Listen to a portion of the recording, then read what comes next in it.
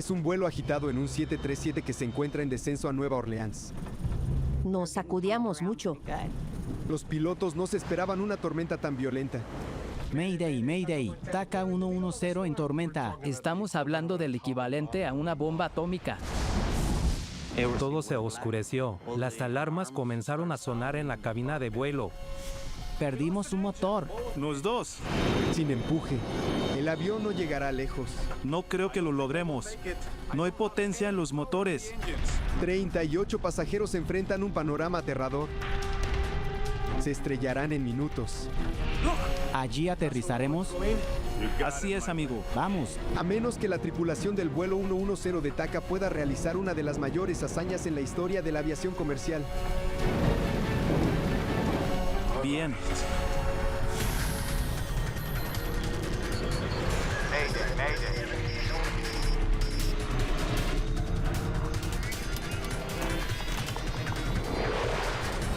Mayday, catástrofes aéreas.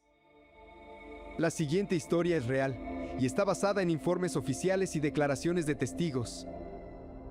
Aterrizaje forzoso. Un Boeing 737 completamente nuevo. Atraviesa una intensa tormenta eléctrica y caída de granizo a 9,000 metros de altura sobre el Golfo de México.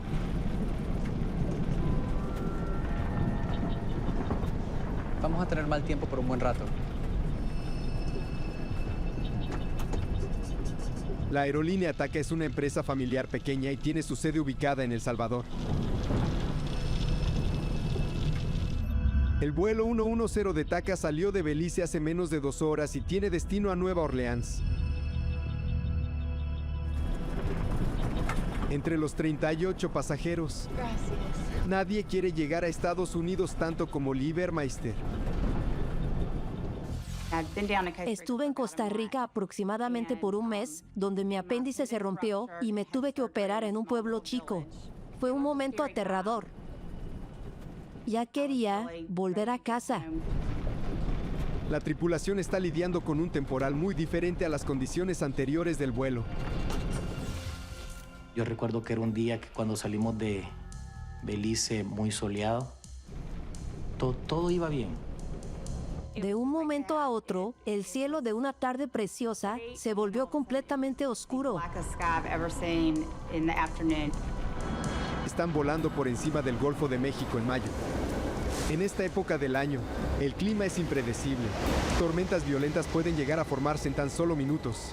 Las tormentas eléctricas traen todo tipo de peligros, desde lluvias intensas, granizo, rayos, microrráfagas, cizalladuras del viento, hasta heladas severas. Estamos hablando del equivalente a una bomba atómica. Es una energía impresionante. Para evitar tormentas peligrosas, la tripulación monitorea el clima con el radar a bordo, pero la tecnología tiene sus limitaciones. El radar meteorológico a bordo suele operar en la banda X, que tiene una longitud de onda determinada y que cuenta con potencia limitada. De hecho, este radar no detecta el granizo. A veces hay granizo en una tormenta y aún así solo se ve como verde o amarilla en el radar y no como el núcleo de una tormenta. Por eso, no queda otra opción que evitar las tormentas eléctricas siempre que se pueda. El capitán Carlos Dárdano nació para volar.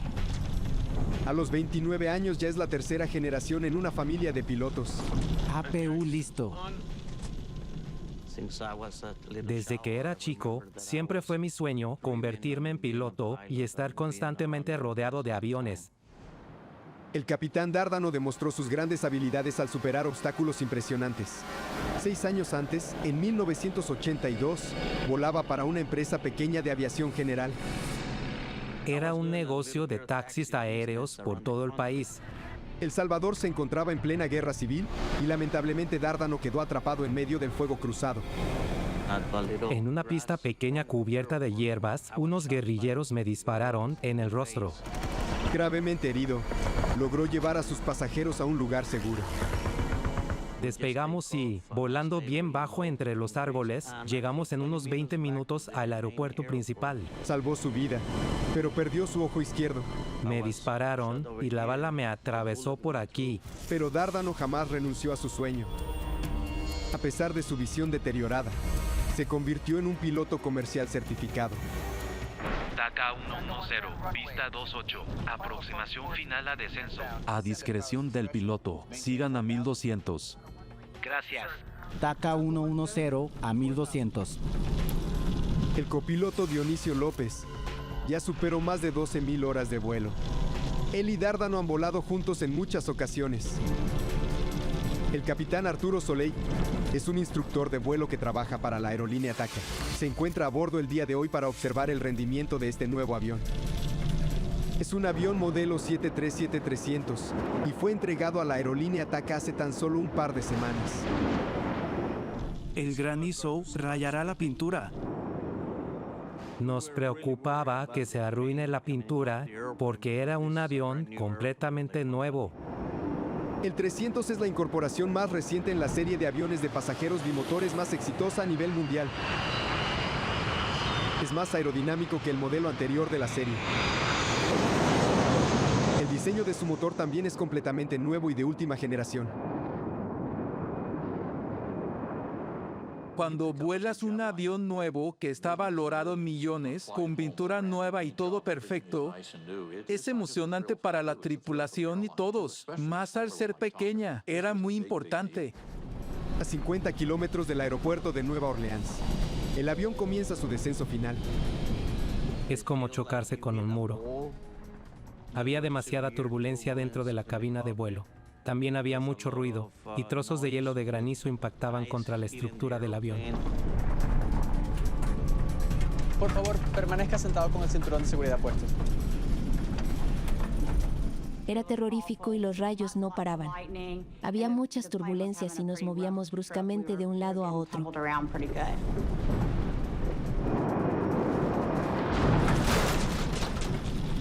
Tripulantes sentados. Tripulantes, tomen asiento.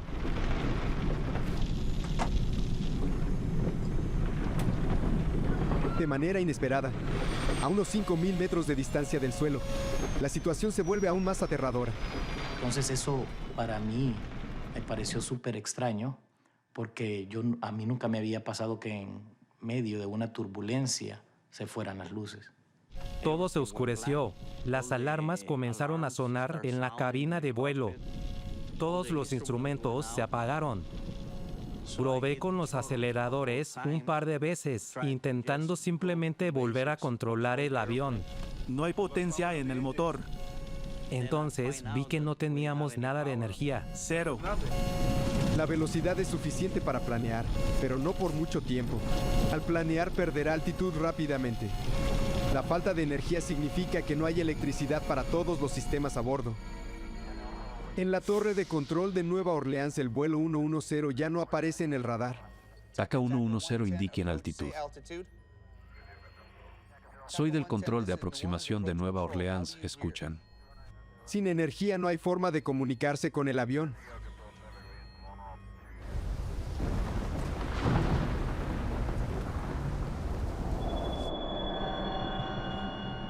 Era puro silencio. No se escuchan los motores. No hay luces. Es como estar en un cuarto oscuro sin luz.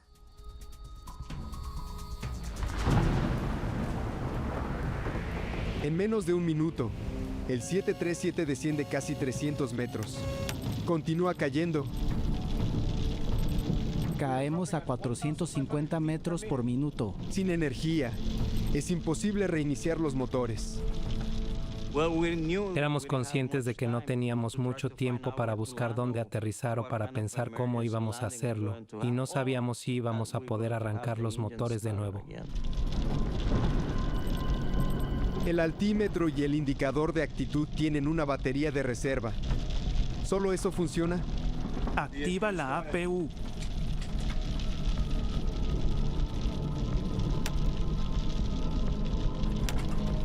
¿La APU? o unidad de potencia auxiliar es un generador de reserva que suministra energía de emergencia a sistemas esenciales. Pero arrancarla lleva tiempo.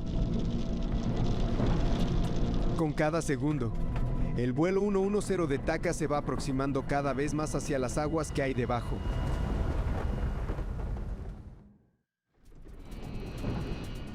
Solo se escuchaba el granizo impactando contra el avión. De verdad, creía que este era el final, que íbamos a caer y este día sería el último de mi existencia.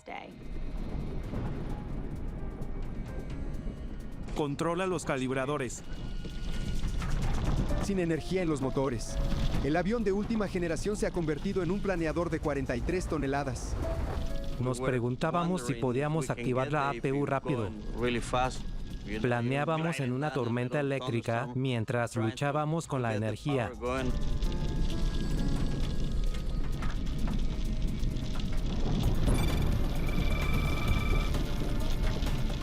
Funciona.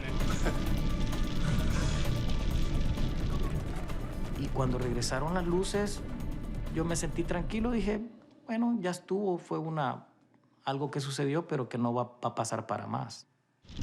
La APU está proporcionando energía de emergencia a los sistemas del avión. Sin embargo, los motores aún siguen sin encender.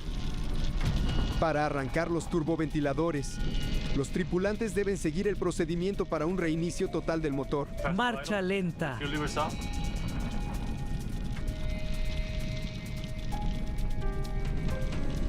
La APU puede generar energía para reiniciar los motores, pero lleva tiempo. Toma unos 30 segundos, pero se siente como una vida.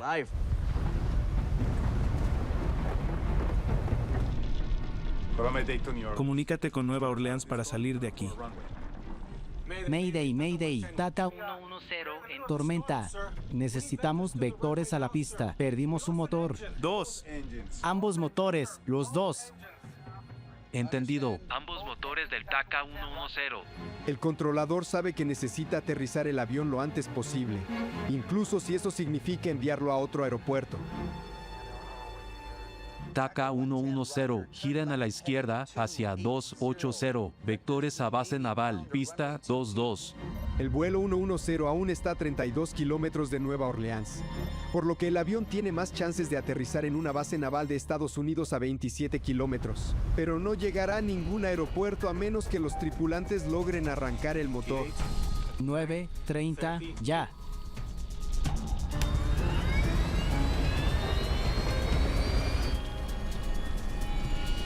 A tan solo 1500 metros de altura, el motor izquierdo se enciende.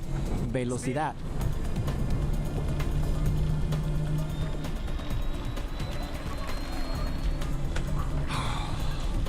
Bien. Bien hecho. Sigue con el otro. Se puede volar con solo un motor, pero con ambos sería más seguro, especialmente con mal clima. Pide un vector a Nueva Orleans. Un motor ya funciona. Solicito vectores a Nueva Orleans. TACA 110, ve al 290. Rodea la tormenta a la derecha. Mientras tanto, el capitán Soleil intenta encender el segundo motor. Ya casi. Ya está listo el otro. Velocidad. Vamos. Podemos. Con ambos motores en funcionamiento, parece que la crisis llegó a su fin. Ambos motores funcionan. Gracias por su ayuda. Descenderemos al 310. Que los motores se hayan encendido no nos tranquilizó mucho. Todavía es peligroso. No tiene potencia. No siento nada de potencia. Algo anda mal. Los motores parecen estar funcionando, pero no están generando ningún empuje. No arranca. Ahora los calibradores indican que los motores se recalentaron. Se están quemando por dentro. Dárdano solo tiene una opción para evitar un incendio catastrófico en los motores. Debe animarse a algo que ningún piloto se atrevería a hacer: apagar completamente y de manera definitiva ambos motores. Una vez más, el avión se encuentra sin energía y cae rápidamente. Sabíamos que no teníamos ninguna posibilidad de reiniciar los motores y tuvimos que empezar a buscar algún lugar para aterrizar. El avión desciende rápidamente a los 1000 metros. A este ritmo, no llegará a Nueva Orleans. ¿Dónde aterrizo? La visibilidad empieza a mejorar al atravesar las nubes de la tormenta, pero aún llueve y Dárdano tiene menos de 3 minutos para encontrar un lugar donde aterrizar. Solo podía ver pantanos dispersos por todas partes. Nueva Orleans está rodeada de canales y lagos. La ciudad se protege con un sistema de diques que funcionan como barreras artificiales para evitar inundaciones. No es lugar para aterrizar un 737. Los motores están apagados. TACA 110, los guiaré al aeropuerto Lakefront a 18 kilómetros. No podremos llegar sin poder en los motores. Solo podemos descender. Esta situación es una emergencia. Debemos decidir dónde aterrizar. ¿Tienen visión? ¿Del terreno? Lo vemos. A 11 kilómetros hay una autopista interestatal avanzando A las 12. La buscaremos. Aterrizar en una autopista quizás sea la única opción de Dárdano. Era una posibilidad, pero las autopistas suelen estar siempre llenas de autos. De ninguna manera iba a aterrizar en la autopista porque podrían morir muchas más personas. No era una opción. 11 años antes, un vuelo de Southern Airways tuvo que aterrizar en una autopista en Georgia por una emergencia similar. En el aterrizaje de emergencia murieron 9 individuos en tierra y 63 pasajeros a bordo del avión. No creo que lleguemos. ¿Llegan al aeropuerto a 9 kilómetros? No, señor, casi no tenemos altitud. No hay más que una última opción. Debo amerizar aquí. Deben aprovechar la oportunidad y aterrizar el avión en el agua. TACA 110, recibido. Haga lo que necesite. Eso fue lo último que escuchamos de la torre. En ese momento ya nos encontrábamos a menos de 500 metros de altura. Sí, tenemos un 737 para poder amerizar. 45 almas a bordo. La guardia costera se moviliza inmediatamente. Dárdano planea aterrizar el avión en el canal enfrente de él. Vamos. Ahí. Bajemos lento.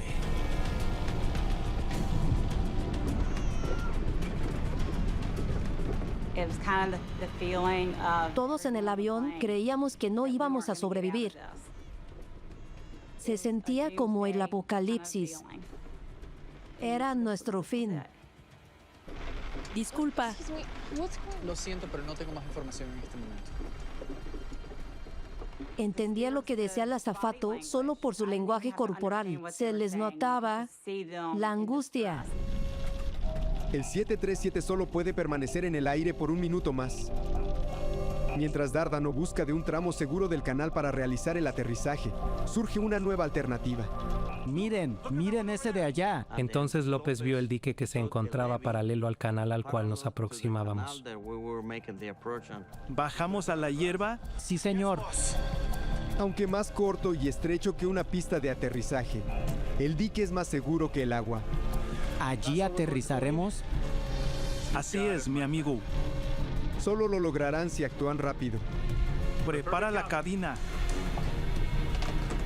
No te da tiempo de pensar mucho del miedo o no. No te puedo decir si tuve miedo. Teníamos que empezar a trabajar en la cabina. La cabeza entre las rodillas y agarren los tobillos. La posición de impacto me fue difícil debido a que mi operación era reciente. ¿En serio? Tenía puntos de sutura en el estómago. Los puntos de la operación. Los pasajeros solo tienen segundos para prepararse. Los pasajeros se tenían que quitar los zapatos, se tenían que quitar sus joyas. Los zapatos los tenía que poner enfrente del asiento de ellos. Entonces hicimos todas esas etapas que teníamos que trabajar.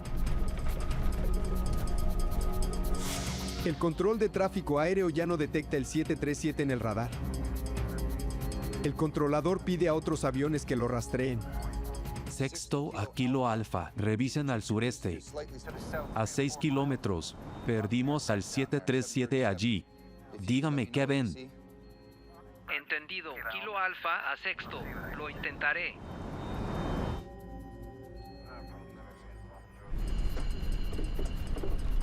Me sentí con miedo al momento que llegué a mi asiento. En ese momento fue donde de verdad tuve miedo. Baja el tren de aterrizaje. Es hora. Sin embargo, el capitán Dárdano sigue dirigiéndose al agua. El dique estaba paralelo a mi derecha. Para tener esperanza de aterrizar en el dique, Dárdano necesita corregir el curso súbitamente. Eso requiere una maniobra arriesgada llamada deslizamiento lateral. Teníamos que hacer un deslizamiento lateral para posicionarnos y lograr un aterrizaje perfecto. Es una maniobra pensada para avionetas y planeadores, no para un Boeing 737 de 43 toneladas, pero es un riesgo que tiene que asumir. Agárrate, papá. Rezaba. No podía creer lo que estaba sucediendo. Apenas unos 200 metros separan al avión del suelo. Al no tener motores, los pilotos carecen de inversores de empuje para suavizar el aterrizaje. Pero no es el único desafío para Dárdano. Con un solo ojo, le es imposible medir la profundidad mientras desciende a gran velocidad hacia la estrecha franja de hierba húmeda. ¡Ay, Dios! Estaba mentalizada que el avión iba a explotar y sería un final trágico. Hasta ya me había despedido mentalmente de mi familia. Es ahora. Hay un gran muro de cemento frente al dique y un empinado talud a la izquierda. El espacio puede no ser suficiente para aterrizar. Cuidado. Sí. Bien. Aquí te tengo, baby. Aquí te tengo.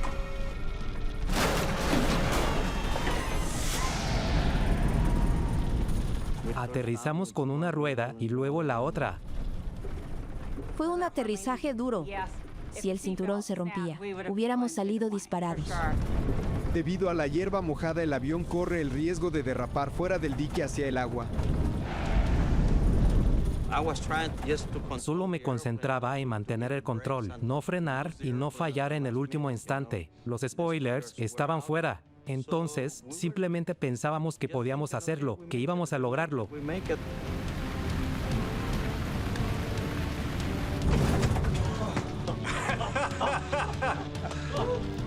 Muy bien. Muy bien, muy bien. Muy bien. Fue sorprendente. It was a hard landing, but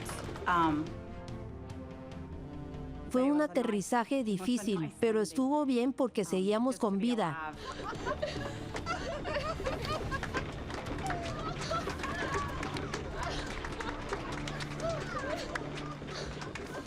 El aterrizaje fue espectacular. El avión aterrizó como que si nos hubieran llevado con una mano, o sea, tranquilo, no hubo ninguna ni media turbulencia, un aterrizaje perfecto. Nunca aterricé tan bien como ese día. Cuando yo vi mi ventana, que no había fuego, la abrí inmediatamente, salió el tobogán. Rápido, por la salida más cercana. Decían que teníamos que salir del avión, que iba a explotar. El controlador de Nueva Orleans no tiene idea de qué ha pasado con el vuelo 110 de TACA. Otra aeronave les comunica los nuevos sucesos. Kilo Alfa a Sexto. Todo parece estar bien. Fue todo un éxito. Lo lograron. No podrás creer dónde están.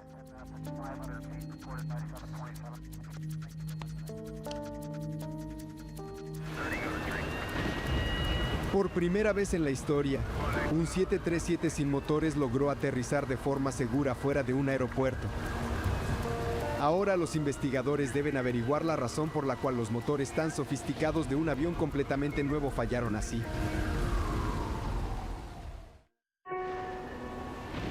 Aterrizaje sin potencia es el término que utilizan los pilotos cuando se aterriza sin motores. El TACA 110 logró aterrizar en propiedad de la NASA. Esta es la instalación Michoud, donde hacen partes para el transbordador espacial.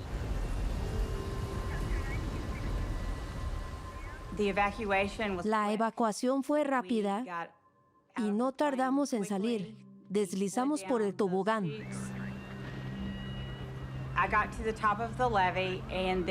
Llegué a lo alto del dique y las enfermeras que viajaban en el mismo avión examinaron mis suturas. No hay nada grave. Y una persona que tenía puntos está bien. ¿A dónde iba? A Nueva Orleans. Poco después llegó una ambulancia y en una camilla me llevaron al hospital. Fue gracias a Dios. Sí. Y a nuestro capitán, que me mantuvo calmado. Es realmente emocionante.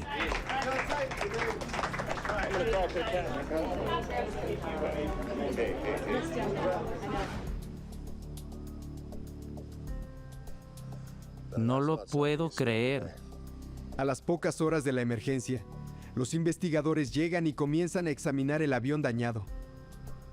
Que un avión de pasajeros haya aterrizado sobre un dique y siga intacto parece una mentira. Es increíble. Tengo unas preguntas, pero antes te tengo que decir buen aterrizaje. Empecemos. ¿Cuándo falló el motor? Los investigadores se encuentran con la tripulación. Quieren saber qué pasaba cuando los motores se apagaron. Descendíamos a 5.000 metros cuando ambos motores se apagaron al mismo tiempo. La posibilidad de que ambos fallen al mismo tiempo es casi nula. La avería es todavía más sorprendente porque este avión estaba equipado con uno de los motores más avanzados y utilizados en el mundo, el CFM56. Además de en el Boeing 737, también se utiliza en Airbus y aviones militares. El CFM56 es una maravilla de ingeniería aeronáutica. Hay millones en uso y casi nunca fallan. Pero dos motores CFM56 fallaron en este avión en particular. Los investigadores necesitan saber por qué.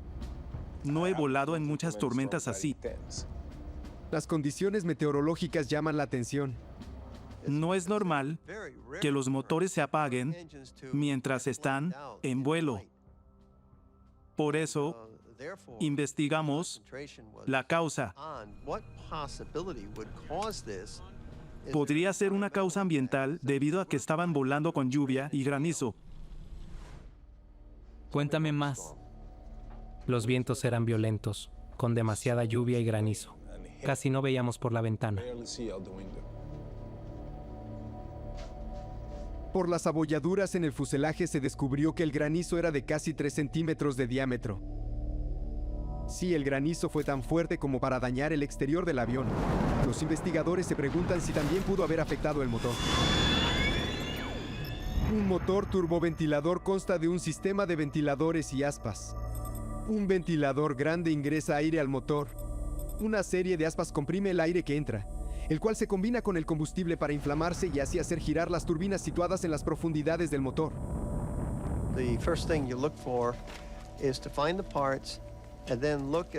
Primero hay que encontrar todas las partes y luego observar el frente y la parte posterior del motor para definir si existen daños que podrían explicar que algo dentro del motor faltaba o estaba averiado.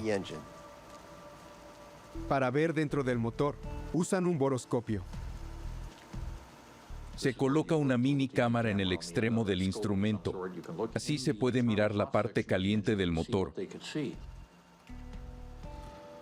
No veo daños en el compresor. Veamos más adentro, en el centro. Pero descubren que las turbinas están quemadas. Están derretidas. Cuando el motor se sobrecalienta durante un largo rato, entonces se derretirán las aspas de la turbina.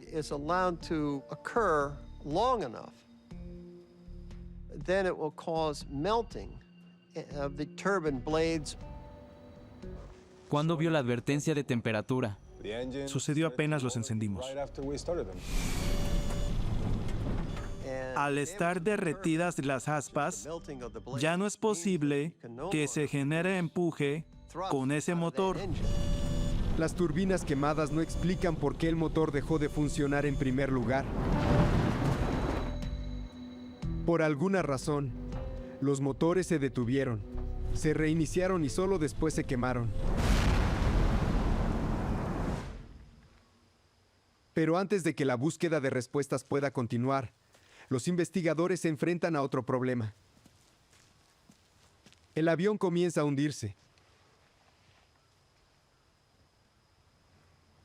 Quizás NASA pueda ayudar a moverlo. El dique nunca estuvo destinado a soportar 43,000 kilogramos. El peso enorme del avión recae en puntos pequeños. Dejas un avión ahí unos días y puede quedar con las ruedas atrapadas. Apenas había espacio para aterrizar el avión en el dique. Retirarlo de ese lugar podría ser incluso más desafiante. Tienes 3 formas de sacarlo. Una es volarlo, la segunda, desmontarlo y última, en una barcaza. Sin embargo, no es tan sencillo. Desmontar el avión podría dañarlo aún más. ¿Podremos volarlo? Están decididos. Intentarán despegar y volar el avión hacia Nueva Orleans. El primer desafío fue lograr la fiabilidad de los motores, lo que implicó cambiar el motor derecho. Estaba completamente fundido. El izquierdo iba a necesitar reparaciones, pero podían volarlo así. Después de reemplazar el motor derecho, convocan a pilotos de prueba para elevar el avión del suelo y transportarlo hasta el aeropuerto a 24 kilómetros de distancia en la ciudad de Nueva Orleans. Es una maniobra segura. Podemos acelerar hasta casi alcanzar la velocidad de despegue y, si decidimos detenernos, lo haremos.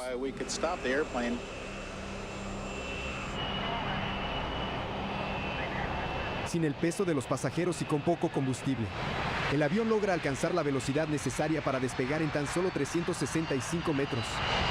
La investigación del lugar del aterrizaje de emergencia llega a un fin dramático. Cuando un avión aterriza intacto en un lugar incorrecto, usualmente no se logra sacarlo de esa manera. Fue una suerte increíble. Hola. Los investigadores ahora deben tratar de descubrir por qué los motores fallaron en pleno vuelo. Si la lluvia causó que se apagaran, miles de otros aviones están en riesgo. Era inentendible debido a que estos motores son muy confiables. Fue la tormenta eléctrica. No debería. ¿Qué ocurrió? Los motores FM56 están diseñados para resistir lluvias torrenciales. La mayor parte del agua se desvía del núcleo en vuelo. Si llega a entrar algo de agua, debería evaporarse o drenarse del motor. Los motores fueron devueltos al Centro de Pruebas de Motores de Aviones en Ohio, donde sus instalaciones pueden recrear pruebas de ingestión de agua. Si un defecto de diseño oculto causó la falla de los motores, los investigadores necesitan encontrarlo. Esperan que estas pruebas puedan proporcionar algunas respuestas. Una vez en el taller, empezaron a testear los motores, según el estándar de la Administración Federal de Aviación. Probemos.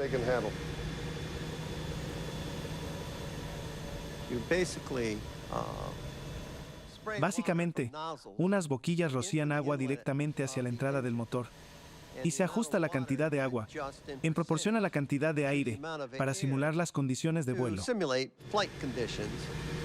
A pesar de las rigurosas pruebas con agua, el motor no se apaga. No fue la lluvia. Nada falló y el motor continuó funcionando. Algo más pasó. Necesitaban investigar más. ¿Acaso ignorábamos algo sobre las condiciones climáticas? Perdimos un motor. Ambos motores.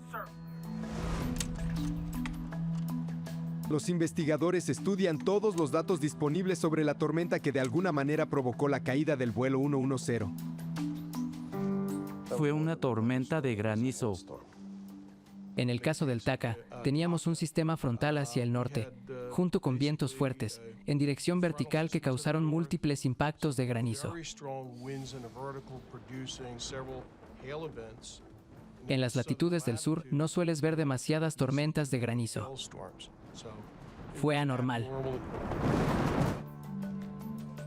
Los motores están diseñados para ingerir agua, pero a los investigadores les preocupa si el granizo actúa diferente al agua dentro del motor. No vieron granizo en el núcleo. El granizo se crea en una tormenta, pues surge de una gota de lluvia. Esta sube al punto de congelación y se vuelve un trozo de hielo. Entonces, al volverse más pesado, desciende nuevamente por debajo del punto de congelación, se le adhiere una nueva capa de agua y vuelve a subir.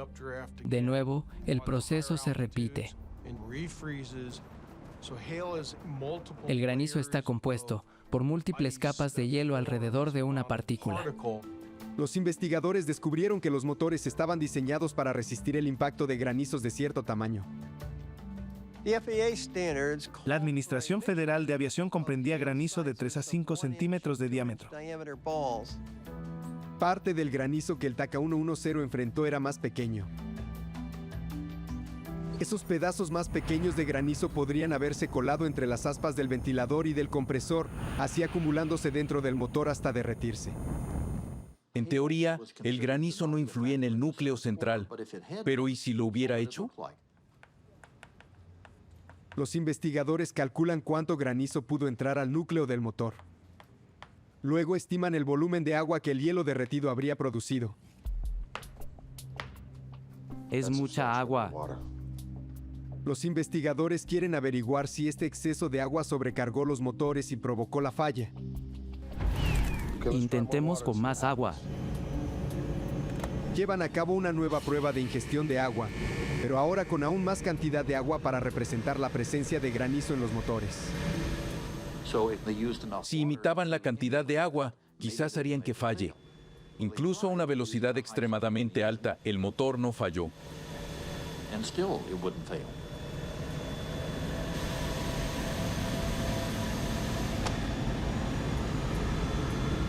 Algo no vemos.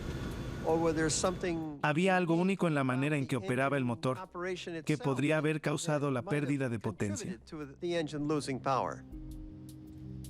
La información de la grabadora de datos de vuelo les da a los investigadores una nueva pista. Justo antes de apagarse, la potencia estaba al 35%. Taka 110, pista 28, curso final a descenso. A discreción del piloto, sigan a 1200. Gracias, Taka 110 a 1200. Comienza el descenso. Gracias, Taka 110 a 1200. Al comenzar la aproximación final a Nueva Orleans, los motores redujeron automáticamente la potencia para bajar la velocidad en el descenso. Es posible que con la potencia más baja los motores no hayan podido resistir tanta agua.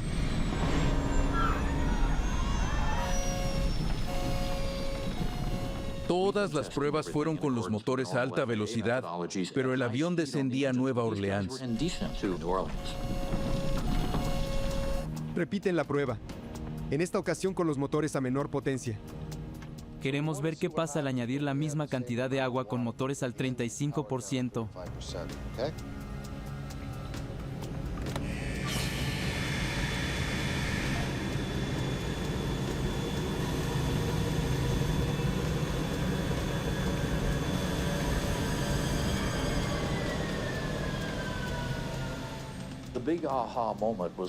La revelación sucedió al entender que era la rapidez del motor la que lograba controlar la ingestión de tanta agua y, probablemente, granizo. Pero con el motor en marcha lenta encontraron la respuesta. El motor no resistió. Fue eso. Qué inoportuno. Esa prueba dio completamente diferente. Los investigadores descubrieron por qué los motores se apagaron. Fue novedoso porque en todas las pruebas y toda la lógica que se había aplicado, no habían tomado en cuenta las bajas velocidades del motor en descenso.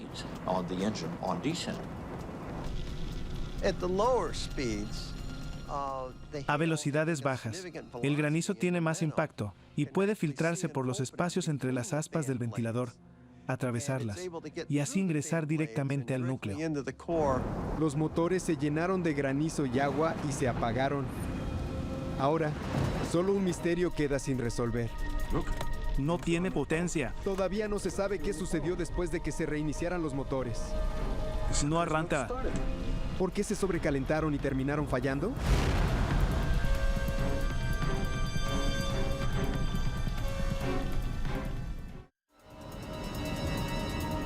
Cuando los motores del 737 dejaron de funcionar, la tripulación sabía que no había tiempo para dudar. No hay potencia en el motor. Para restaurar la potencia del motor, primero debían arrancar la APU. Activa la APU. Dado que los motores ya no estaban girando, había dejado de ingresar aire y agua, pero eso no significa que el reinicio sería exitoso. Si las condiciones no son adecuadas, podría suceder una partida caliente, la cual significa que hay mucho combustible para la cantidad de aire que ingresa, y por eso la llama se traslada hacia la turbina, que se puede sobrecalentar. Luego de analizar la información obtenida de la grabadora de datos de vuelo, los investigadores determinaron que la causa del sobrecalentamiento y la falla definitiva de los motores fue efectivamente una partida caliente. Mayday, Mayday, TACA 110, perdimos un motor. Ambos motores, los dos. Con sus motores inundados de combustible y sin tiempo para drenarlos, Dárdano procedió a encenderlos. Si no es el momento justo, entonces lo que va a suceder es una partida caliente. No puedo criticar a un piloto en esa situación. Ese avión se estaba cayendo. La lluvia y el granizo de una tormenta intensa incapacitaron a un avión de pasajeros moderno, y casi ocurre una desgracia. Los investigadores deben encontrar la manera de que no vuelva a suceder. Lo bello de la aviación es que, al detectar un problema, todos trabajamos para resolverlo. En este caso, el problema no requería un rediseño total, solo pequeños ajustes al motor. Gracias a todos los involucrados se arregló rápidamente. La forma de la nariz del motor y la distancia entre las aspas del ventilador son modificadas para desviar de manera más eficaz el granizo lejos del núcleo. Además, se agregan compuertas de purga adicionales para drenar más agua del motor. Nunca volvió a suceder. Miles de estos motores vuelan todos los días durante horas. Al año del incidente, los 737-300 en todo el mundo tienen las mejoras equipadas. El avión de este aterrizaje riesgoso vuelve al servicio en menos de un mes. Mira allá. ¿Allí aterrizaremos? Así es, amigo. Las acciones de la tripulación del vuelo 110 son legendarias en el mundo de la aviación. La toma de decisiones al final, cuando iban a aterrizar en el canal y vieron la oportunidad de hacerlo en tierra firme, fue excepcional. Fue una gran decisión. Los investigadores reconocen la compostura y determinación del capitán Dárdano. Cuidado. Claro. Logró evitar lo que podría haber sido una catástrofe.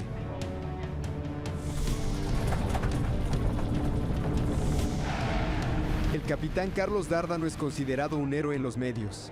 Los pasajeros estaban felices. Dárdano y su equipo mantuvieron la calma. Gracias a eso, hoy esos 45 pasajeros están vivos. Actualmente la tradición de la familia Dárdano continúa. El hijo y la hija de Carlos han seguido los pasos de su padre. Ambos decidieron ser pilotos. Me enfadé cuando me dispararon a la cara. Perdí parte de mi visión. Después tuve este accidente y, por suerte, todo salió bien. And 20 years later, 20 años después, tengo una carrera, tengo una buena vida y encuentro que la vida tiene sentido.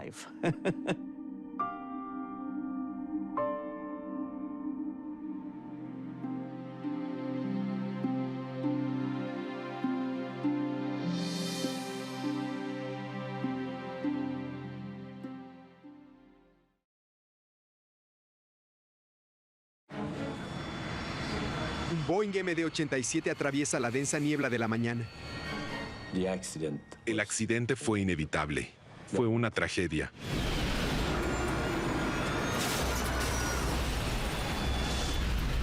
El avión, que lleva 110 personas a bordo, se envuelve en llamas en el aeropuerto de Milán Linate.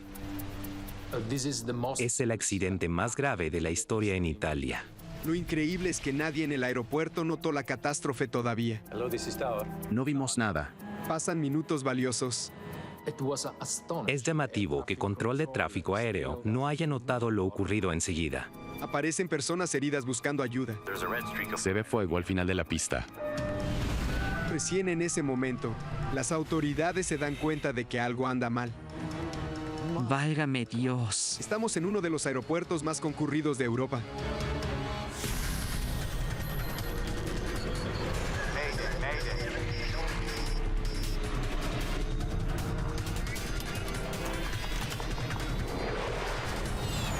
Mayday, catástrofes aéreas. La siguiente historia es real y está basada en informes oficiales y declaraciones de testigos. El avión invisible. Esto es Milán. Es la capital europea de la moda y el corazón económico y financiero de Italia. Esta ciudad cuenta con 3 aeropuertos internacionales. Entre ellos, solo el aeropuerto de Linate se encuentra dentro de la ciudad. Por allí pasan 9 millones de pasajeros cada año en vuelos de corta distancia a través de toda Europa. Alitalia 226, pista 05. En la mañana del 8 de octubre de 2001, una niebla densa cubre completamente el aeropuerto. Ese día amaneció con mucha niebla y la visibilidad oscilaba entre los 50 y los 100 metros. En la torre, los controladores tienen mucho que hacer en este momento. Hay más de 20 aeronaves que deben despegar en los próximos 60 minutos. Alitalia 2120, arranquen. Los controladores se encargan de casi 500 comunicaciones de radio por hora. Controladores de Linate, solicitamos autorización para arrancar. Autorización concedida. Scandinavian 686, solicitamos rodaje. Rueden a la posición de espera, categoría 3. Iniciamos el rodaje según categoría 3. Uno de los vuelos que despegará hoy es el 686 de Scandinavian Airlines. El Boeing MD-87 está programado para un vuelo rutinario hacia Copenhague, en Dinamarca. Hay 110 personas a bordo de la aeronave. Rodando a la posición de espera. El capitán se llama Joachim Gustafsson. Lleva más de una década trabajando en la aerolínea. Comuniquen su posición. Aún no llegamos a la pista de rodaje principal. El copiloto de este vuelo es Anders Highlander. Opera aviones para la aerolínea desde hace 4 años y lleva acumuladas 2.000 horas de vuelo en el modelo Boeing MD-87. La tripulación de Scandinavian Airlines estaba compuesta por 2 pilotos muy experimentados, cuyo nivel de entrenamiento era innegable. La niebla espesa cubre todo el aeropuerto, así que la visibilidad de los pilotos es casi nula. Deben confiar plenamente en las instrucciones de los controladores de tráfico aéreo mientras se dirigen con cuidado hacia la pista designada. Hay varias pistas de rodaje y una pista de aterrizaje para aviones comerciales. Además, en este aeropuerto operan muchos aviones diferentes, por lo que hay mucho ajetreo.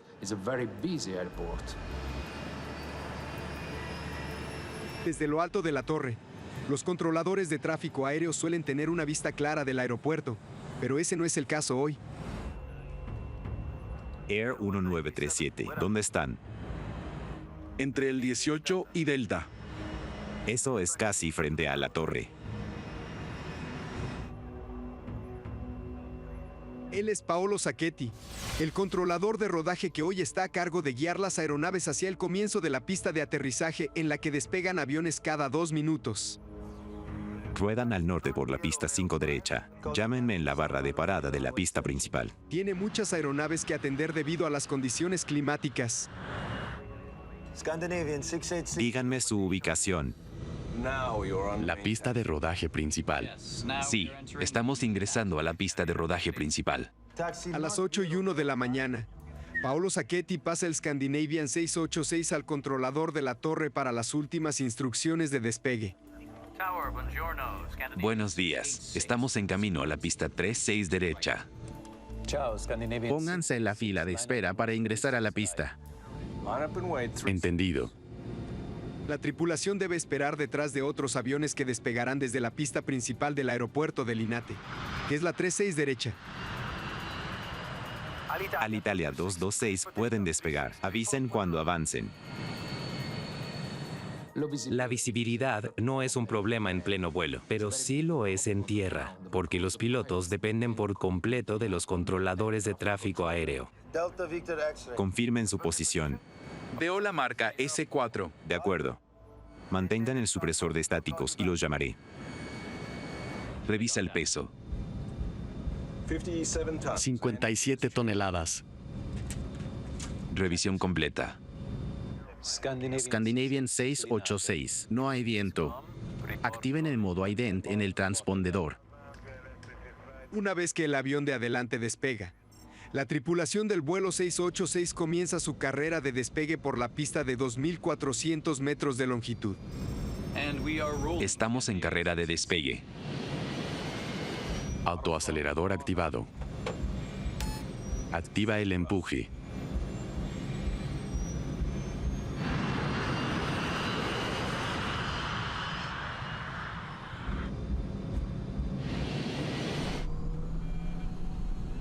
D1.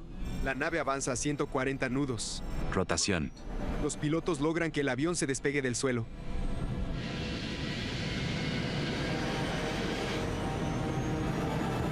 ¿Qué es eso? Vamos. Responde.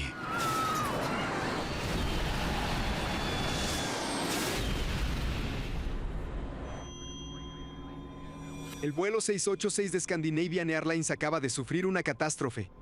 Pero debido a la niebla, ninguno de los trabajadores de la torre de control está al tanto. Es increíble que nadie lo haya notado, porque sucedió muy cerca de la torre. Fuera de la torre, el personal aeronáutico de tierra escuchó una serie de ruidos fuertes. ¿Ocurre algo? Oímos ruidos raros. No sabemos qué fue. Parecía alguien subiendo las escaleras. ¿Seguro? Hay un avión de pasajeros envuelto en llamas desde hace casi un minuto en uno de los aeropuertos más concurridos de toda Europa. Sin embargo, nadie lo sabe aún. No vimos nada. Lo más increíble de este caso es que haya ocurrido un accidente de tal magnitud y que nadie se haya dado cuenta de inmediato. El accidente por fin se descubre cuando un agente de aduana ve a un manipulador de equipaje muy herido, que apareció tambaleándose entre la niebla. Les tomó un buen rato darse cuenta de que estaban ante una catástrofe. El agente alerta a los equipos de emergencia. Los controladores todavía no saben que hubo un accidente. Es llamativo que Control de Tráfico Aéreo no haya notado lo ocurrido enseguida. Recién ahora el controlador de la torre busca en su radar el vuelo 686, pero no lo encuentra. El avión no aparecía alejándose en el radar. Entonces reciben una llamada de radio de otro avión. Se ve fuego al final de la pista. Finalmente, casi 3 minutos después del accidente, Control de Tráfico Aéreo del INATE activa la alarma general. Suspenden el despegue de todos los vuelos pendientes y cierran el aeropuerto para los arribos.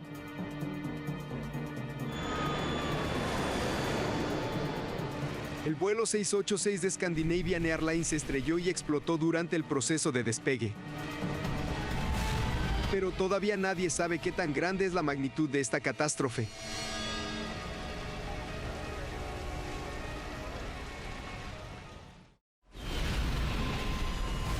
El Boeing MD-87 se estrelló contra una de las estructuras principales del aeropuerto, lo que desató un devastador incendio.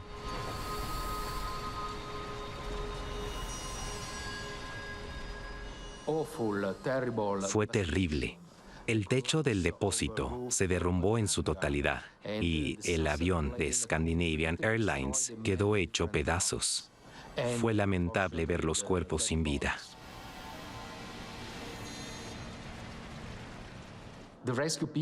Los rescatistas tuvieron problemas para acceder a un edificio de carga para rescatar a las víctimas, porque el avión obstruía la entrada.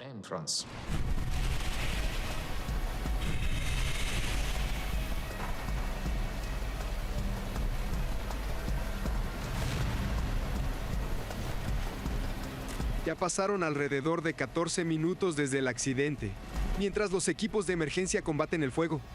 Los controladores de tráfico aéreo del INATE intentan comprender qué pasó desesperadamente. Hay 2 aeronaves de las que no hay registro. Paolo Sacchetti descubre que un avión Cessna Citation privado no regresó a su posición de estacionamiento asignada después de que se ordenó que todos los aviones permanezcan en tierra. Toda la atención estaba puesta en el avión estrellado, por lo que nadie imaginó que hubiera otro avión involucrado. Falta un Cessna 525. Los equipos de tierra buscan el avión que falta. Finalmente, 26 minutos después del accidente, encuentran el Cessna destrozado y en llamas en el medio de la pista de aterrizaje 36 derecha. Parece que ambos aviones chocaron. Es difícil de creer que haya pasado media hora hasta que descubrieron que el Cessna estaba en medio de la pista principal. Hay otra nave accidentada. Los controladores de tráfico aéreo están desconcertados. ¿Cómo es posible que estos 2 aviones hayan terminado en la misma pista y al mismo tiempo? ¿Qué es eso? Vamos.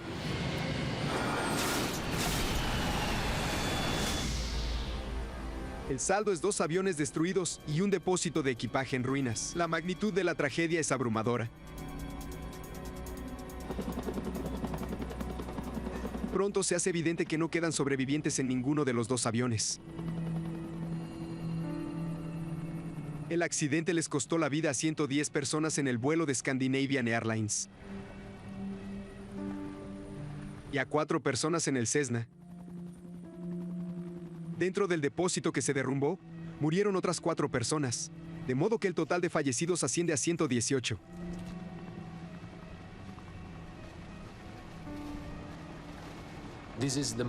Es el accidente más grave de la historia italiana. Aún no lo asimilé del todo. Se oyó boom, boom, boom, y luego vi una enorme llama.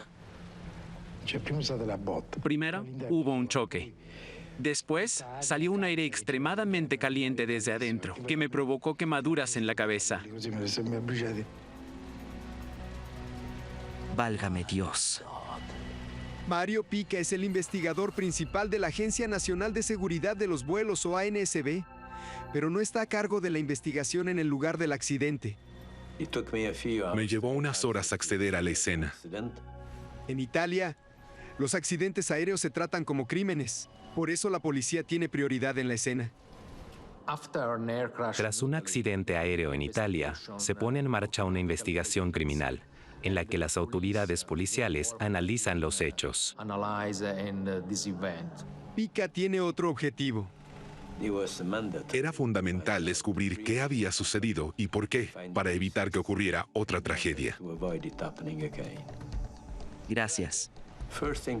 Primero, fui a ver el depósito de equipaje. Allí, los rescatistas todavía estaban quitando escombros y buscando cuerpos y posibles sobrevivientes entre los restos.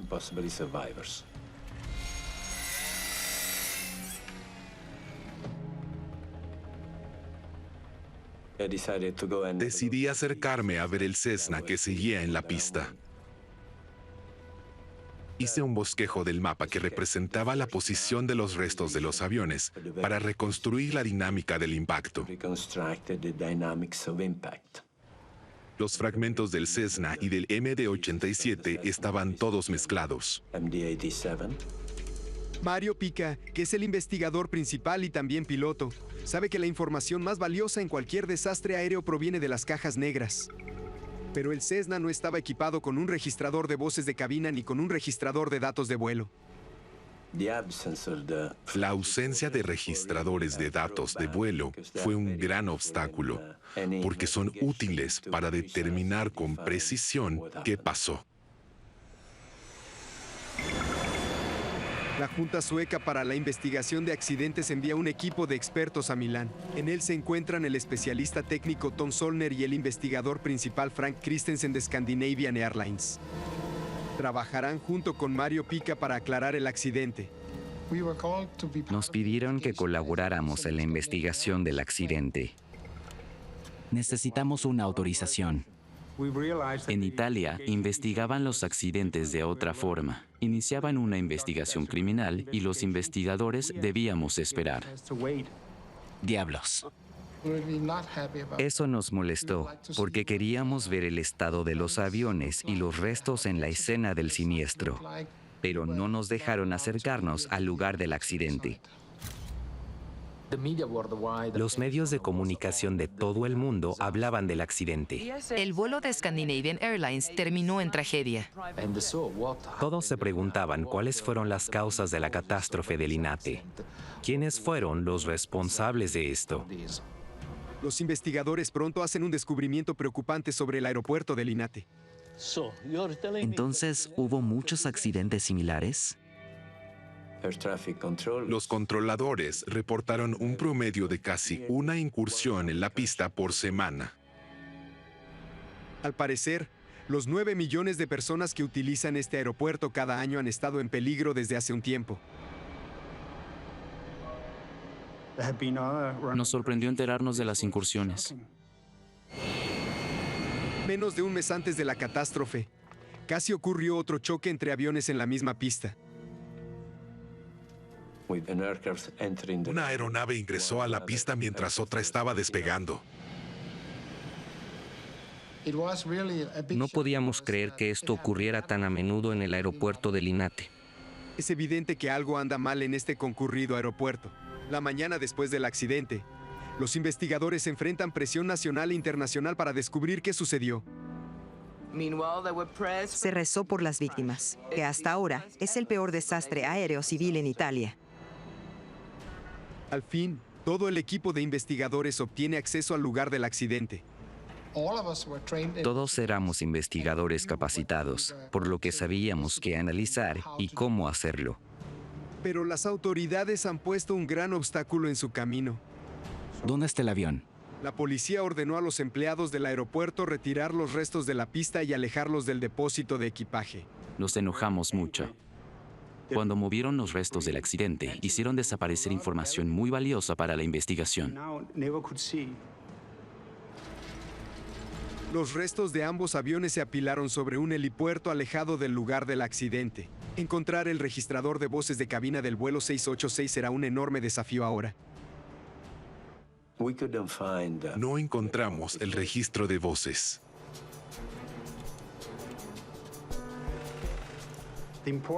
Era importante encontrar este dispositivo para descubrir si la tripulación sabía que chocarían a otra nave y cómo intentaron evitarlo. No hay otra forma de saber qué hizo la tripulación. Necesitábamos saber si tenían autorización para despegar y si cometieron algún error. Era clave saber si tenían autorización o no. Esto es lo que sabemos sobre el MD-87. Teníamos la certeza de que el MD-87 se había desplazado durante unos 40 segundos y había recorrido 1.500 metros antes del choque. Era claro que la colisión había ocurrido en la pista principal, en la intersección con la pista de rodaje. El MD-87 siguió con su trayectoria, pero se desvió hacia la derecha hasta impactar contra el depósito de equipaje. Los informes meteorológicos muestran que la visibilidad era de solo 50 metros en el momento de la colisión.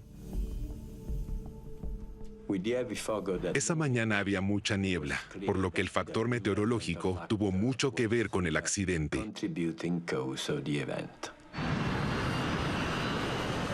B1. Rotación. La aeronave se desplazaba a 72 metros por segundo, de modo que no tuvieron tiempo para reaccionar. Es probable que los pilotos de Scandinavian Airlines no hayan visto al Cessna en la pista, hasta un segundo antes del impacto catastrófico. ¿Qué es eso? Sin embargo, la niebla no debería incapacitar un aeropuerto tan importante como Linate. Los aeropuertos modernos utilizan un sistema de normas y equipos de seguridad cuando operan con baja visibilidad. Los aeropuertos evitan las incursiones con reglas para operaciones con baja visibilidad. Estas reglas pueden mejorarse con tecnología, radares en tierra, alarmas y más. Las pistas de aterrizaje y de rodaje de los aeropuertos se dividen en una serie de puntos de control conocidos como barras de parada. Las aeronaves siempre deben recibir autorización antes de pasar. Esto es similar a un auto que debe esperar la luz verde. Este sistema evita las colisiones entre aviones. Operar con niebla es similar a hacerlo de noche.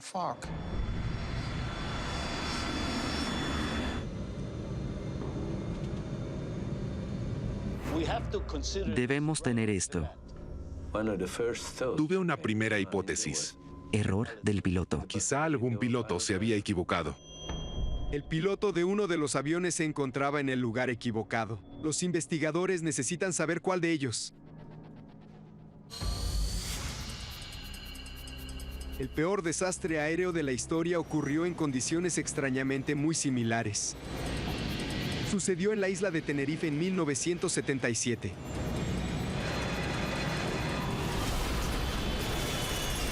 ...583 personas perdieron la vida cuando dos Boeing 747 chocaron en la pista, en medio de una densa niebla. Hay muchas similitudes entre ambos hechos, como la niebla. También hubo un error respecto de la pista de rodaje, y la comunicación tuvo que ver, ya que uno de los pilotos creyó equivocadamente haber recibido autorización de despegue. Los investigadores se preguntan si el desastre de Linate es un hecho repetido en la historia. Descubrieron que el flamante avión privado de pasajeros Cessna Citation involucrado en el accidente había llegado a Milán desde Alemania. Se suponía que la tripulación alemana llevaría a 2 pasajeros a París. Lamentablemente, el Cessna no estaba equipado con un registrador de voces de cabina, y aún no encontraron el del vuelo 686. Esto significa que los investigadores solo tienen un registro de lo sucedido, y son las grabaciones de control de tráfico aéreo. Necesitábamos esas grabaciones. Esperábamos que el registro de control de tráfico aéreo revelara lo que se dijo esa mañana en las comunicaciones. Los investigadores analizan atentamente las conversaciones de Paolo Sacchetti con la tripulación del Cessna. Logran identificar la llamada en cuestión. Atención tripulación, rueden al norte por la pista 5 derecha. Llámenme en la barra de parada de la pista principal. Entendido. Te llamaremos antes de llegar a la pista. Se le indicó al Cessna que se dirigiera hacia el norte desde la plataforma por la pista de rodaje 5 derecha hasta una pista de rodaje que es paralela a la pista 3-6 derecha. Esta ruta debería haber mantenido al Cessna fuera de la pista principal. ¿Cómo terminó aquí? Los investigadores descubren algo impactante. El Cessna fue hacia el sur en lugar de ir hacia el norte como le habían indicado. Ahora parece que los pilotos cometieron el error fatal que causó el accidente. Te llamaremos antes de llegar a la pista. La grabación de la torre de control deja claro que los pilotos del Cessna se perdieron en el camino a la pista de aterrizaje. El Cessna no siguió la pista de rodaje 5 derecha, para la cual tenía autorización, sino la pista 6 derecha. La revelación lleva a una pregunta importante. ¿Por qué nadie lo notó? Sigan rodando en la plataforma. Continuamos rodando en la plataforma principal. Llamen antes de la pista de rodaje principal. ¿Plataforma y pista de rodaje principal? La grabación de voz revela que el controlador de tráfico aéreo no diferenció de manera adecuada entre plataformas y pistas de rodaje. Las palabras que usó hicieron que los pilotos del Cessna creyeran que avanzaban en la dirección correcta. Una plataforma es una zona restringida del aeropuerto donde los aviones estacionan, se cargan o se reabastecen de combustible. Las pistas de rodaje son caminos que unen la plataforma con la pista de aterrizaje. La comunicación entre la torre y los pilotos fue inconsistente esa mañana. Usaron la palabra principal en combinación con distintos términos. Llamen antes de la pista de rodaje principal. El aeropuerto de Linate tiene muchas plataformas y pistas de rodaje, pero ninguna de ellas está designada como principal. La comunicación no respetó los estándares. Repítelo. Los investigadores acaban de oír un mensaje desconcertante del Cessna. Veo la marca S4. No encuentro esa pista. No está aquí. Me desconcertó oír al piloto reportarse en la pista de rodaje S4. En los mapas del controlador, no se incluye una pista llamada así. Así que los investigadores comienzan a sospechar que el error va más allá de la mala comunicación entre Sacchetti y el Cessna. Veo la marca S4. S4. Le pregunté dónde estaba la pista S4. ¿La pista S4? No tengo idea. Fue muy honesto. Confesó que no sabía dónde estaba la pista. Pica descubre que los jefes de Sacchetti nunca le dieron un recorrido por las pistas de rodaje como parte de su capacitación.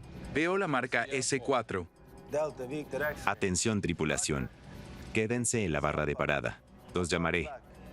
Sacchetti no tenía forma de saber dónde estaba la pista S4. Ahora el Cessna tiene que cruzar la pista de aterrizaje para llegar a la plataforma. La pequeña aeronave pasa varios letreros que indican que se está acercando a una pista de aterrizaje activa.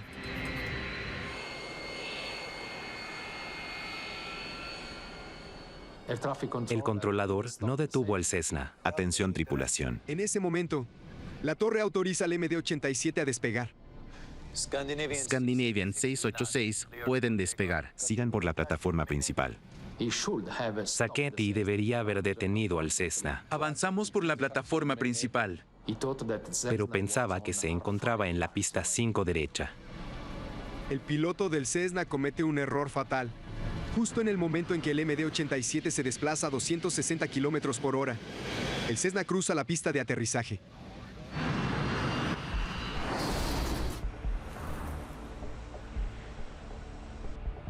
Las sospechas sobre los procedimientos inadecuados en el aeropuerto de Linate son cada vez mayores. Esto se debe a que los investigadores descubrieron que 24 horas antes, un avión cometió los mismos errores que provocaron este accidente. Ven a ver esto. Hice un hallazgo que me sorprendió. Pasó lo mismo un día antes.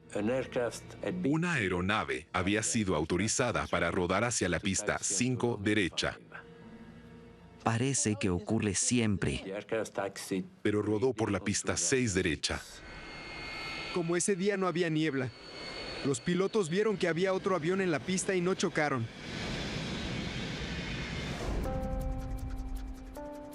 Los investigadores comienzan a sospechar que el trágico accidente y las incursiones frecuentes de aviones en la pista no se deben a falencias de los pilotos. Ahora creen que podría haber falencias en el aeropuerto. Cuando descubrimos que el piloto del Cessna se había equivocado de pista, nos preguntamos, ¿qué fue lo que vio para confundirse de tal manera? Empezaron desde aquí. Repliquémoslo. Caminamos por toda la pista de rodaje 6 derecha, analizando el recorrido. Queríamos ponernos en el lugar del piloto para entender sus acciones. Buscan letreros de identificación de las pistas, que supuestamente deben ayudar a guiar a los pilotos.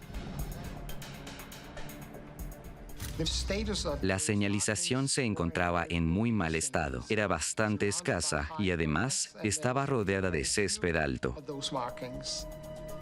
Las marcas pintadas directamente en el asfalto también son vitales para los pilotos.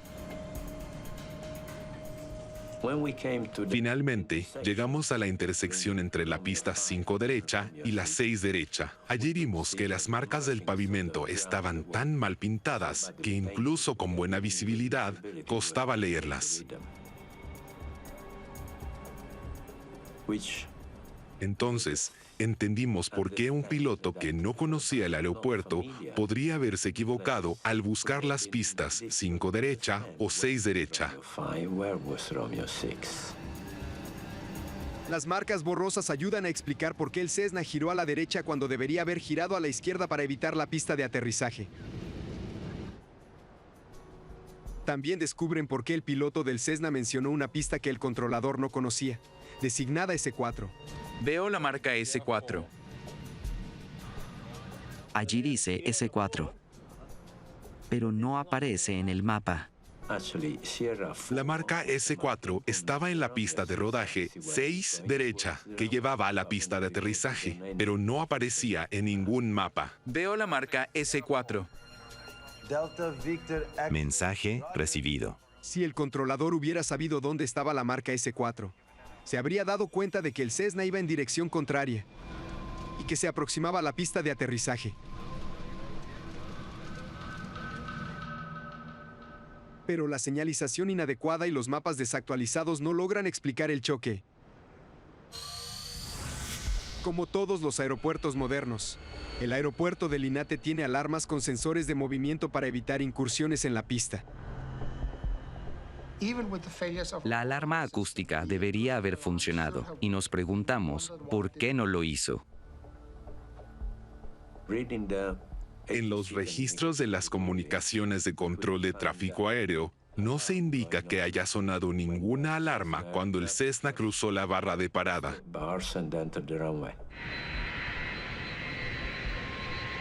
Mario Pica decide probar los sensores de incursión en la pista él mismo. Me informaron que quizá no funcionara, pero quería comprobarlo. Inicia la prueba de la alarma con sensor de movimiento en la pista 6 derecha. Una noche, cuando el aeropuerto estaba cerrado, pasé repetidas veces delante de los sensores. Había una persona en la torre de control que debía avisarme si la alarma sonaba. ¿Sonó? No sonó.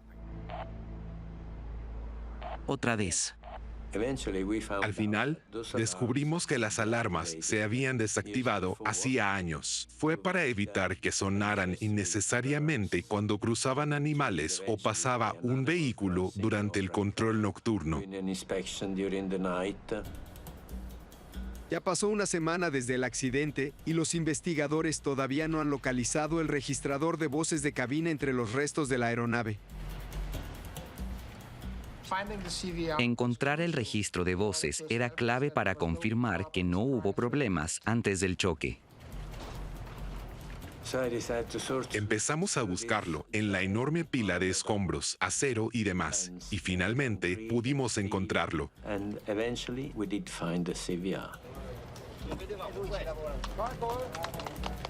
El registrador de voces del MD-87 se analizó en detalle para determinar qué dijeron e hicieron los pilotos.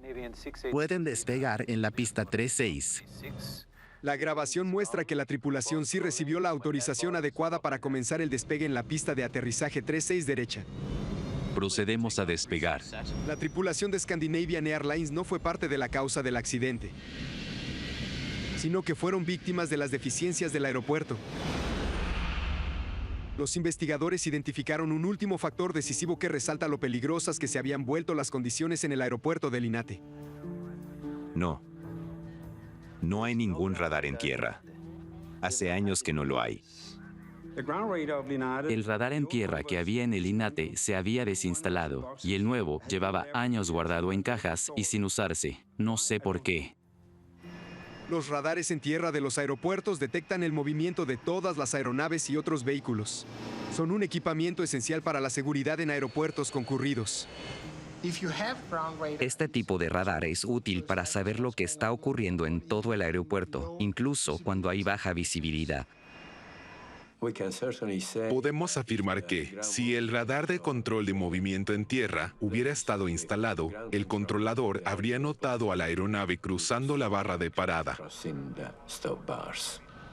y podría haberle ordenado a la tripulación que frenara antes del choque. Atención tripulación, confirmen su posición.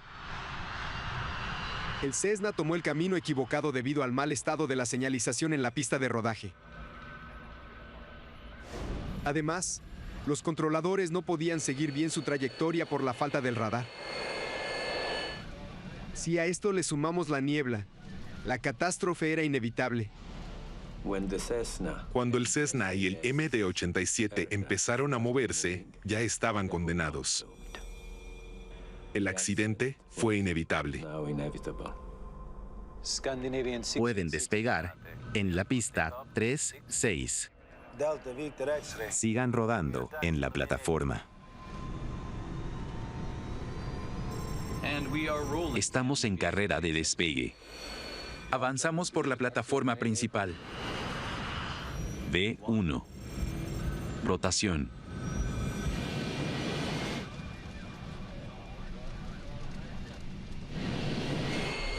¿Qué es eso? El registrador de voces de cabina les proporciona a los investigadores un panorama detallado de lo que sucedió en el momento del impacto. Los ruidos en la cabina también nos indicaron los diferentes controles que se movieron y el ruido ambiente del micrófono reveló detalles de la colisión. ¿Qué es eso? Nos dimos cuenta de que no hubo solo una colisión, sino varias en medio segundo. Cuando ese medio segundo de audio se analiza más detenidamente, los investigadores descubren que contiene una gran variedad de sonidos.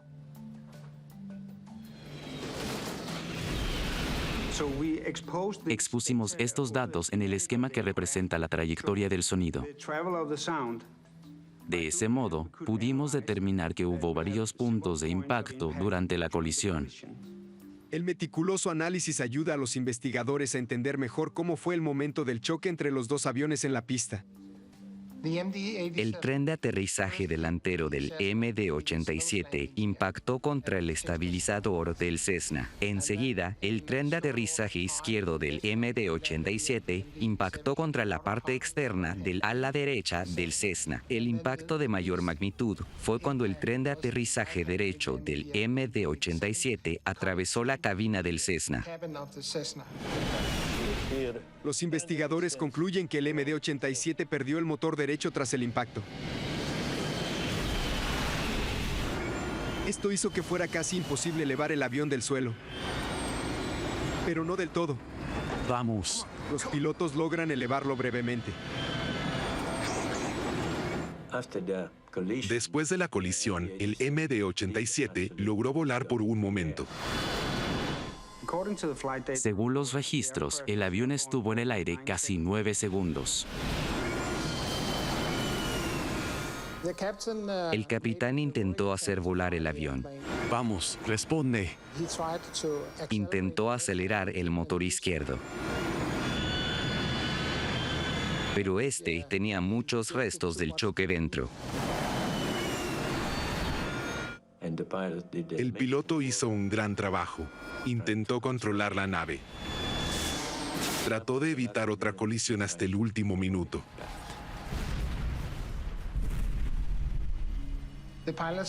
No había manera de evitar el accidente porque el avión iba demasiado rápido. Un avión tan grande no responde al instante. Es imposible. Para mí, las tripulaciones de ambos aviones pensaron que habían hecho todo bien hasta el momento del choque.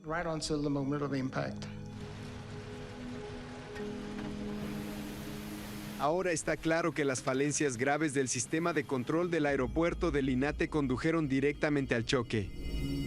Pero eso no es todo. Comienzan a aparecer pruebas contundentes de que hubo fallas organizativas que impidieron que los rescatistas le salvaran la vida a las víctimas.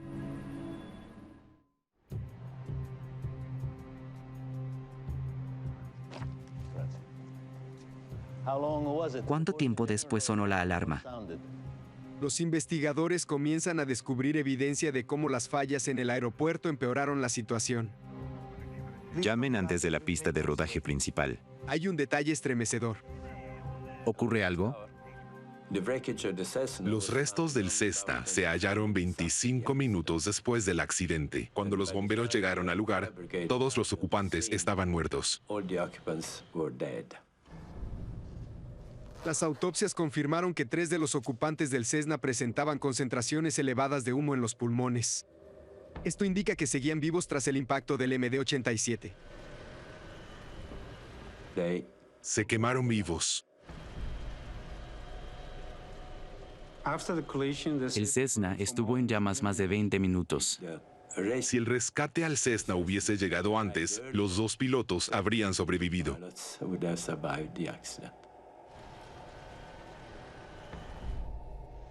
Después de más de 6 meses de investigar el accidente exhaustivamente, Mario Pica presenta sus hallazgos. Aunque la incursión en la pista por parte del Cessna se menciona como la causa inmediata del accidente, Pica no culpa completamente al piloto de ese avión. En cambio, destaca la falta de señalización y marcas adecuadas en las pistas de rodaje de Linate, así como las falencias generales del aeropuerto.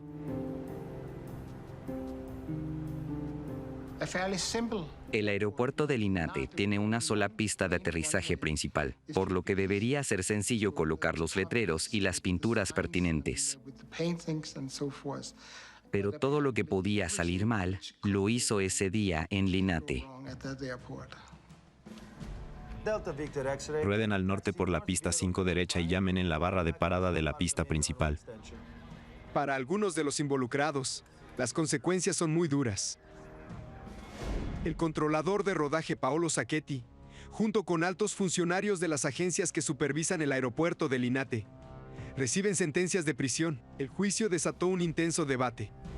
¿Debería considerarse el error humano en accidentes aéreos como un acto criminal? Para mí, el controlador de rodaje condenado fue la víctima número 119. No contaba con el equipo necesario para darme cuenta de lo que estaba ocurriendo. Sigan rodando en la plataforma. Entendido. Si bien el controlador se equivocó, eso fue el resultado de un sistema que falló. Debido a la tragedia, el aeropuerto de Linate se sometió a una gran remodelación diseñada para mejorar la seguridad. Instalaron el radar en tierra. También repintaron algunos letreros y marcas. La alarma de incursiones en la pista ahora funciona. Alitalia 212, esperen. Están cruzando una pista activa. Mantengan su posición actual. La mayor lección de este accidente es que las personas tendemos a acostumbrarnos a las fallas. No hay radar en tierra. Es habitual aceptar condiciones implícitas y acostumbrarse a la inefectividad. Con el tiempo, todo el sistema se vuelve cada vez más peligroso. Los aeropuertos son complicados. Hay autos, aviones, transportadores de equipaje, camiones de carga y demás. Y hay muchas actividades simultáneas. Por eso, los estándares de seguridad deben ser muy estrictos. Gracias a las reformas que se implementaron después de la colisión fatal en la pista 36 derecha, las incursiones en la pista son mucho menos probables. El aeropuerto de Linate es más seguro en la actualidad.